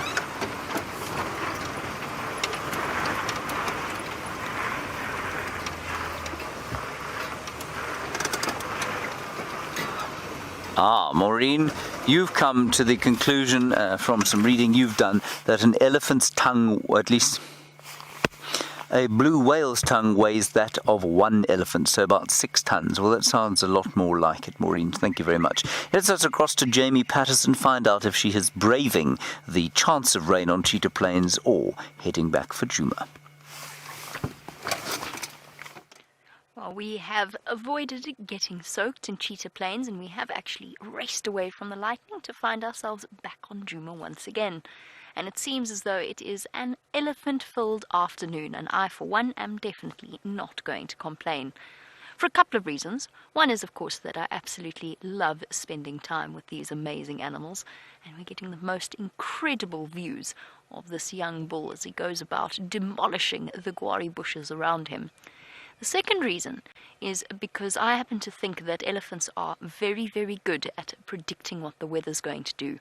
And of course, the famous story of the terrible earthquakes and the fact that before the 2004 tsunami, all of the animals, the birds, they seemed to know what was going on long before human beings did. But I've actually seen it with my own eyes with a herd of elephants before, where, there's a water buck that's coming for a drink. Let's have a look quickly, and then I will tell you my elephant lightning story. Big waterbuck bull coming to drink from one of the few remaining puddles, although they might actually be added to as if we do get the rain. Oh, that one puddle wasn't very nice. This is obviously a slightly better one. Well, most of the puddles at the moment are now pretty much mud-filled. So for the animals, the water isn't all that delicious, but it's still a huge relief for them. Oh, look at that. Just imagine as it sinks into that, what kind of tracks it's going to leave as he sinks into the mud.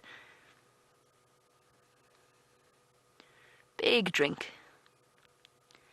You'll notice all of our antelope species, all prey species, don't drink for too long in one go, especially when they're on their own like this. Now, he's got to remain alert. He's got to make sure that even when he's got his head down and he is at his most vulnerable, he makes sure that he never loses his focus for one moment and potentially is at risk of something sneaking up to him. And off he walks with a muddy moustache. Lovely. Right, so the story I was going to tell you, I'm going to try and reposition to get a view of I don't think I can actually. I think this is going to be as good as it gets. As I hear thunder booming off to the north of me, that was what had me worried far more than the prospect of rain. And that's because as South Africans, all of us have stories to tell about lightning. South Africa does get very severe thunderstorms. And I was once sitting with my parents on a cloudy day like today, but without the deep black clouds. It was just a bit overcast, and we were sitting at the lodge where I worked, watching the elephants move about the riverbed, feeding peacefully, a whole herd of them. It was probably about 50 or so. And then all of a sudden, there was this low rumble from one of the females. You know that sound, that deep brrrr sound. And just like that, the elephants ran, and I mean sprinted out of the riverbed and melted into the bushes. And as they did that, there was this massive flash of lightning that hit a jackalberry tree not far from us, and a huge rumble of thunder. And they knew, I'm convinced, and it was out of nowhere, it was out of the blue. There was not the single sound of thunder that I could hear, at least with my human ears. But those elephants knew instantly that there was something to be concerned about, and they ran. Animals do get struck by lightning, just like human beings do. I also once came upon a scene where there were sort of 10 dead impala all spread out around a tree that had clearly been struck. So it does happen, particularly with giraffe. These animals obviously know how to go about avoiding it. And I don't know whether it's the sounds that they hear, or if they pick up something in terms of increased electricity in the air. I don't know what it is. But I remain convinced that they know when there's a build-up and when there's potentially going to be a lightning strike, because I've seen it. And so I feel quite happy while we sit here with this young elephant bull. It feels like probably the safest place to be. I feel like he'd tell us if we needed to skedaddle. He looks perfectly at peace, though. And it's certainly a lot lighter here than it was on Cheetah Plains.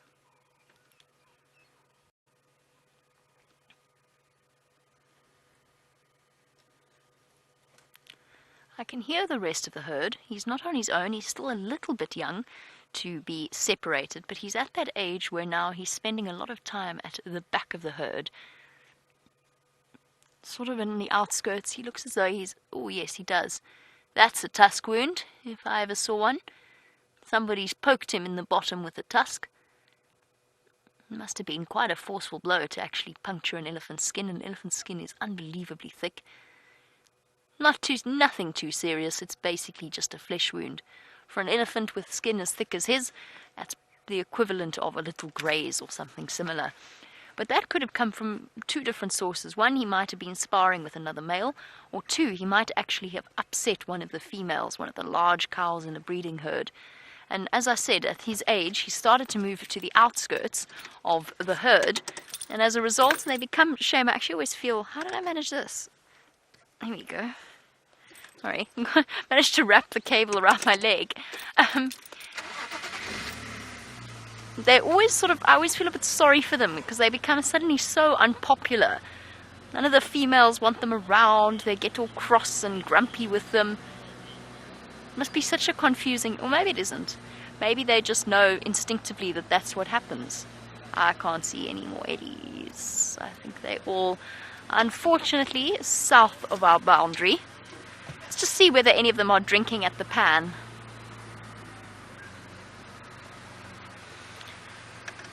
And it gives us a really nice opportunity to look at the tree that Penny Pine has asked about in terms of elephant strength. So as always, Penny Pine, it's lovely to hear from you. Let's get a view of all of these leadwood trees around the pans, and then I can set about answering your question. It's quite a pretty scene, actually. So most of the big trees that you see in this particular spot are leadwood trees, and they're called leadwood for a very, very good reason. Just to give you some background to Penny Pine's question. They're called leadwood because 1 cubic meter of this wood weighs close to a ton. It sinks. It is wood so dense that it sinks. So incredibly strong trees. Now Penny Pine wants to know, would an elephant be strong enough to push over a leadwood tree? And I know, of course, you are referring to one of the large ones. So let's take this as a good example, this particular tree. It would take a very big bull elephant, and he'd have to work very hard, but yes, he probably could. But that's just because that trunk is a bit split up. But if we look at the leadwood at the back there, the one just behind it, I think an elephant would struggle with a tree that thick to push it over. I mean, I could stand corrected, you might find, because they are phenomenally powerful animals.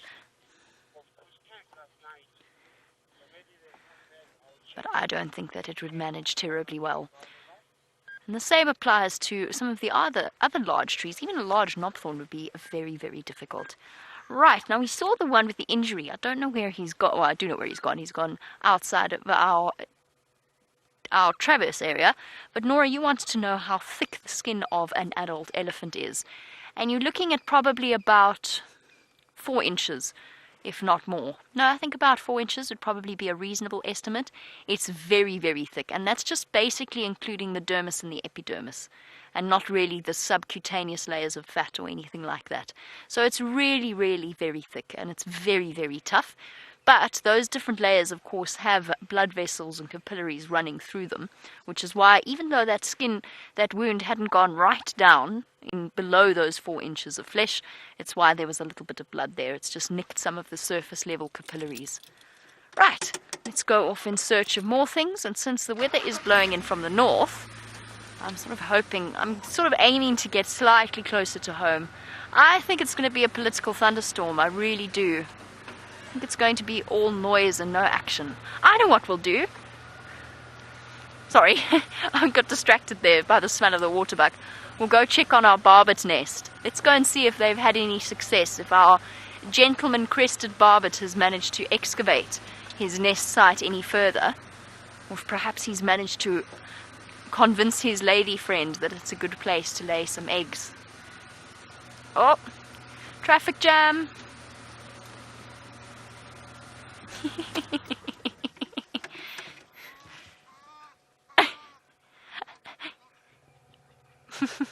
Waddle, waddle, waddle, waddle, waddle. Sorry, Egyptian geese. Quacking away to let me know in no uncertain terms that they are thoroughly unimpressed with my intrusion upon their peaceful day. A beautiful pair of Egyptian geese. Not a rare bird, we see them all the time, but still I think they're incredibly pretty to look at. And they're right next to my barbet's nest, so sorry Egyptian geese, I'm going to have to get a little bit closer to you. Waddle, waddle, waddle, waddle. I'll go nice and slowly, give them plenty of time, since they've decided they're going to run away from me. Very noisy birds. There we go.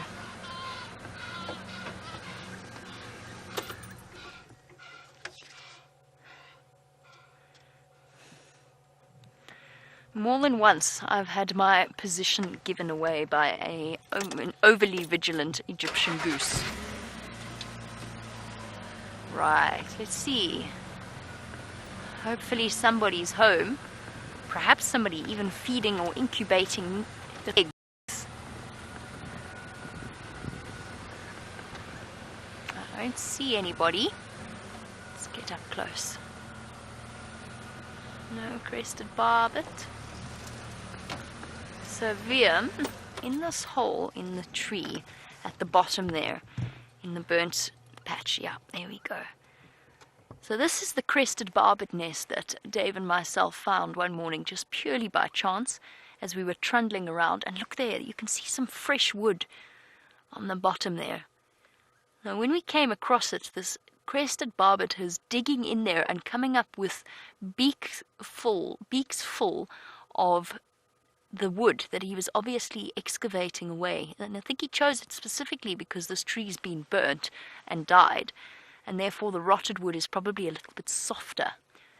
So he was scraping it up and then going and flying away and then spitting it out and going back and repeating the process over and over and over again, which is something I have never seen before in my entire life in the bush. So it was a really special sighting. And I was just hoping that perhaps he might be home. I think they're still here. Just judging by the fresh scrapings at the bottom, I think that this crested barbet is still around somewhere. But perhaps him and his mate have gone off looking for food. It might not even have laid eggs yet, but it is something that we're going to be monitoring over the next few weeks. It'll only be, once the eggs are laid, it'll only be an incubation period of maybe about, I'd say, 2 or 3 weeks before those eggs hatch. Maybe even less, actually, for a crested barbet. I must double check the exact incubation period. And then there's usually about maybe just a couple of weeks until that little bird that's born blind and bald is ready to leave the nest, to fly, has fully fledged. So it's an incredibly short period of time.